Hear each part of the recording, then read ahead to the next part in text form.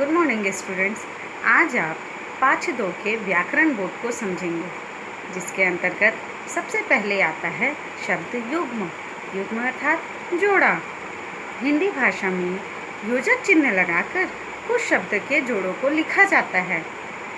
इन शब्दों को शब्द युग्म कहा जाता है और हिंदी में इनका प्रयोग करने से हिंदी भाषा में रोचकता आ जाती है।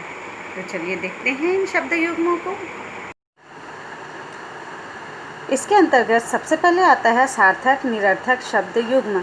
सार्थक अर्थात ऐसा शब्द जिसका कोई अर्थ हो।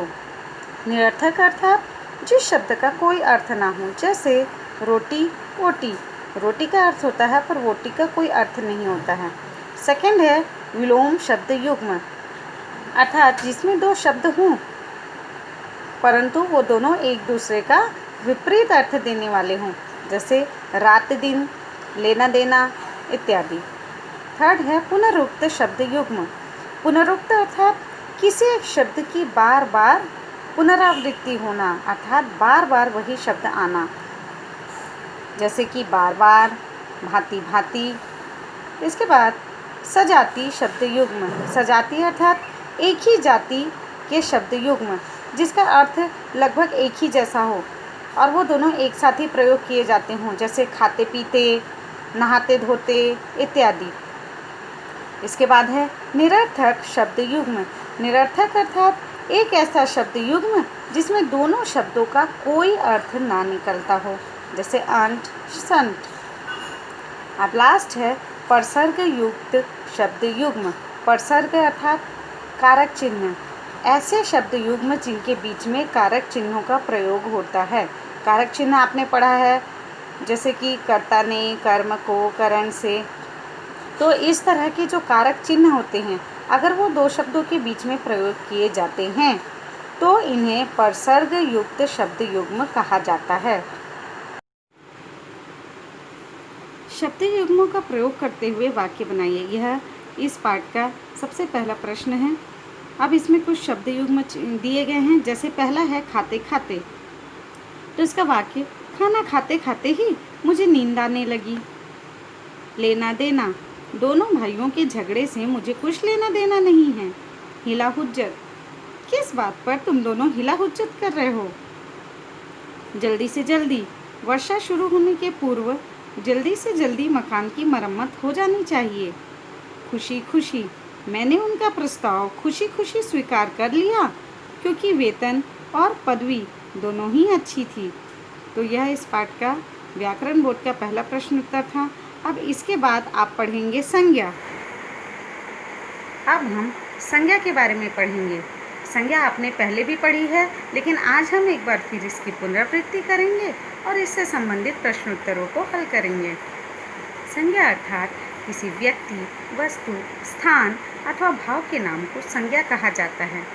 तो इसमें 3 भेद दिए गए हैं। पहला है व्यक्तिवाचक संज्ञा, दूसरा जातिवाचक संज्ञा और तीसरा भाववाचक संज्ञा।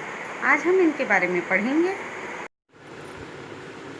पहला है व्यक्तिवाचक संज्ञा। किसी विशेष व्यक्ति, वस्तु या स्थान के नाम को व्यक्तिवाचक संज्ञा कहते हैं, जैसे सुजान सिंह देवगढ़। इसमें व्यक्ति विशेष या वस्तु विशेष का नाम आता है। सेकंड है जातिवाचक संज्ञा। इसमें सामान्य जाति, पदार्थ, प्राणी का बोध कराने वाले शब्द जातिवाचक संज्ञा कहलाते हैं, जैसे पक्षी, बालक। इसमें क्या खासियत है कि इस विशेष पक्षी का नाम नहीं दिया जाता है, इस विशेष बालक का नाम नहीं दिया जाता है, इसमें केवल जाति का बोध होता है। इसके भी 2 उपभेद माने गए हैं। पहला है द्रव्यवाचक संज्ञा। द्रव्यवाचक अर्थात ऐसी वस्तुएं जिनको हम सिर्फ नाप या तोल सकते हैं, हम गिन नहीं सकते हैं, जैसे चावल, घी, तेल इत्यादि। दूसरा है समूहवाचक संज्ञा। किसी समुदाय या समूह का बोध कराने वाले शब्दों को समूहवाचक संज्ञा कहते हैं, जैसे गुच्छा, भीड़ इत्यादि। थर्ड है भाववाचक संज्ञा। किसी व्यक्ति या वस्तु के गुण, धर्म, शील, अवस्था, भाव आदि बोधक शब्द भाववाचक संज्ञा कहलाते हैं, अर्थात इसमें भाव का बोध होता है, जैसे मोटापा, सज्जनता, मिठास, बुढ़ापा इत्यादि। यह व्याकरण बोधक का प्रश्न नंबर 2 है, निम्नलिखित शब्दों के संज्ञा भेद लिखिए। पहला, उम्मीदवार।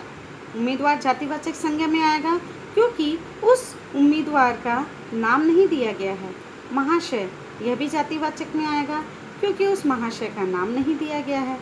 सुजान सिंह, यहाँ पर सुजान सिंह व्यक्ति विशेष का नाम आया है, इसलिए यह व्यक्तिवाचक संज्ञा होगा। गाड़ी, इसमें गाड़ी विशेष गाड़ी का नाम नहीं दिया गया है, इसलिए यह भी जातिवाचक संज्ञा में आएगा। देवगढ़, यहाँ पर एक स्थान विशेष का नाम दिया गया है, इसलिए यहाँ पर व्यक्तिवाचक संज्ञा होगा। खिलाड़ी, इसमें किसी भी विशेष खिलाड़ी का नाम नहीं दिया गया है, इसलिए यह जातिवाचक संज्ञा कहलाएगा। रियासत, इसमें भी रियासत का नाम नहीं दिया गया है, इसलिए यह भी जातिवाचक संज्ञा कहलाएगा। वीरता, वीरता एक तरह का भाव है जो नज़र नहीं आता, ये हमारे मन में होता है, इसलिए यह भाववाचक संज्ञा के अंतर्गत आएगा। अब हम पढ़ेंगे वाक्य के अंगों के बारे में। वाक्य के 2 अंग होते हैं। वाक्य में जिसके बारे में कुछ कहा जाता है उसे उद्देश्य, और उद्देश्य के बारे में जो कुछ कहा जाता है उसे विधेय कहते हैं। जैसे मेरे मित्र श्याम ने हॉकी मैच जीता। इस वाक्य में उद्देश्य है मेरे मित्र श्याम ने, क्योंकि श्याम है जो कुछ कार्य कर रहा है, इसलिए वह उद्देश्य है। और विधेय होगा हॉकी मैच जीता, क्योंकि उद्देश्य जिस कार्य को करता है, उद्देश्य के बारे में जो कुछ कहा जाता है वह विधेय कहलाता है। इसी तरह इस पाठ में उद्देश्य और विधेय से संबंधित प्रश्नोत्तरों को देखिए। क 40 ऊँटों का धन मेरे लिए पर्याप्त होगा। इसमें उद्देश्य क्या है? 40 ऊँटों का धन। अब इस धन के बारे में आपको क्या बताया जा रहा है? वह विधेय कहलाएगा। मेरे लिए पर्याप्त होगा, यह कहलाएगा विधेय। इसी तरह दूसरा वाक्य है, रास्ते में चलते हुए मैं थककर पेड़ की छांव में बैठ गया। अब यहाँ पर उद्देश्य क्या है? मैं है, ठीक है। तो यहाँ पर उद्देश्य पूरा यहाँ तक का वाक्य लिखा जाएगा, रास्ते में चलते हुए मैं, क्योंकि मेरे बारे में बताया जा रहा है। अब विधेय क्या होगा? मैंने क्या किया? थक कर पेड़ की छांव में बैठ गया। तो उद्देश्य के बारे में जो कुछ बताया जाता है वह विधेय कहलाता है। इसी तरह तीसरा वाक्य है, तुम 10 ऊँट और ले लो। तो यहाँ पर उद्देश्य कौन है जिसके बारे में बताया जा रहा है? तुम, इसलिए उद्देश्य में तुम आएगा। और विधेय तुम के बारे में, मतलब उस व्यक्ति के बारे में जो भी कहा जा रहा है वह विधेय है। 10 ऊँट और ले लो, तो यह विधेय कहलाएगा।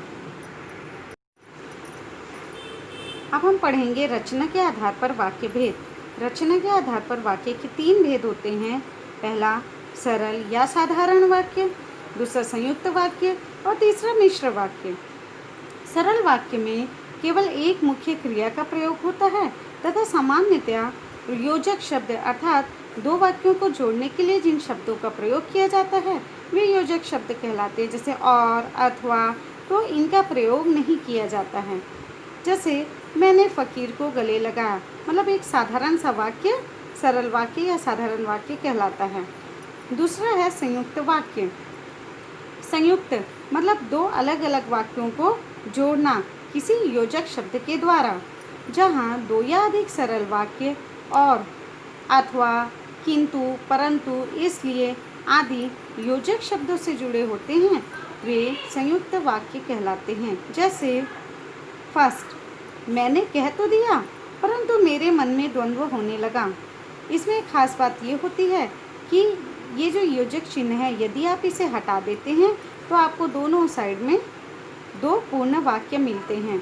योजक चिन्ह अर्थात 2 वाक्यों को जोड़ने वाला चिन्ह। दूसरा, उसने आग लगाई और लकड़ियों को सुलगा दिया, अर्थात यहाँ पर और योजक चिन्ह का प्रयोग किया गया है। यदि आप इसको हटा देते हैं तो आपको 2 पूर्ण वाक्य मिलते हैं। तो इसी तरह और भी योजक चिन्हों का प्रयोग होता है, जैसे किंतु, परंतु, इसलिए आदि। अब आते हैं थर्ड, मिश्र वाक्य में। मिश्र अर्थात जिस वाक्य में एक प्रधान उपवाक्य और दूसरे आश्रित उपवाक्य होते हैं। अर्थात एक मुख्य वाक्य होता है और दूसरा वाक्य जो है वो उस पर आश्रित होता है, तथा ये परस्पर जो, यदि, जब, तब, जैसे तैसे, यद्यपि, तथापि आदि अवयवों से जुड़े होते हैं, तो ये मिश्र वाक्य कहलाते हैं। जैसे कि एक साधारण सा वाक्य देखिए, यदि बारिश होगी तो फसल अच्छी होगी। इसी तरह दूसरा वाक्य है, यदि तुम पढ़ाई अच्छे से करोगे तो तुम्हारा परीक्षा फल भी अच्छा आएगा। तो यहाँ पर पहले इन दोनों ही वाक्यों में पहला वाक्य प्रधान वाक्य है और दूसरा आश्रित उपवाक्य है। यदि वर्षा नहीं होगी तो फसल अच्छी नहीं होगी, यदि पढ़ाई अच्छी नहीं होगी तो रिजल्ट अच्छा नहीं आएगा। इसी तरह के अन्य दो वाक्य देखिए, मैं बाहर जाने वाला था कि फ़कीर एक दूसरे कमरे में चला गया। तो यहाँ पर पहला मुख्य उपवाक्य है, प्रधान उपवाक्य है और दूसरा उस पर आश्रित है। इसी तरह दूसरा, उसने मंत्र पढ़ा जिससे महल गायब हो गया। उसने मंत्र नहीं पढ़ा होता तो महल गायब नहीं होता, इसलिए महल वाला जो वाक्य है यह पहले पर आश्रित उपवाक्य है जिसके बीच में जिससे शब्द आया है। तो इस तरह के अव्यय शब्दों का जब प्रयोग किया जाता है तो यह मिश्र वाक्य कहलाता है, जैसे जो, यदि, जब, तब, जैसे तैसे इत्यादि। अब इससे संबंधित प्रश्नोत्तरों को देखते हैं। इसके अंतर्गत पहला प्रश्न है, इससे आपकी साधना में बहुत विघ्न पड़ेगा। यह वाक्य सरल वाक्य कहलाएगा। इसके बाद दूसरा वाक्य है, शैतान ने मेरे मन में लोभ भर दिया और मैं फ़कीर की ओर दौड़ा। तो यहाँ पर दो वाक्य हैं, शैतान ने मेरे मन में लोभ भर दिया, मैं फ़कीर की ओर दौड़ा, और इसे एक योजक शब्द और से जोड़ा गया है, इसलिए यह एक संयुक्त वाक्य कहलाएगा। थर्ड है, साईं जी वह डिबिया भी दे दीजिए जो आपने जिन्नों के महल से उठाई थी। यह मिश्र वाक्य कहलाएगा क्योंकि इसमें एक प्रधान उपवाक्य है और दूसरा उस पर आश्रित है। और लास्ट है, मैंने सोचा कि यह फ़कीर मुझे धोखा दे रहा है। यह भी मिश्र वाक्य कहलाएगा और इन दोनों में जो और की का प्रयोग हुआ है यह मिश्र वाक्य में प्रयोग किए जाते हैं।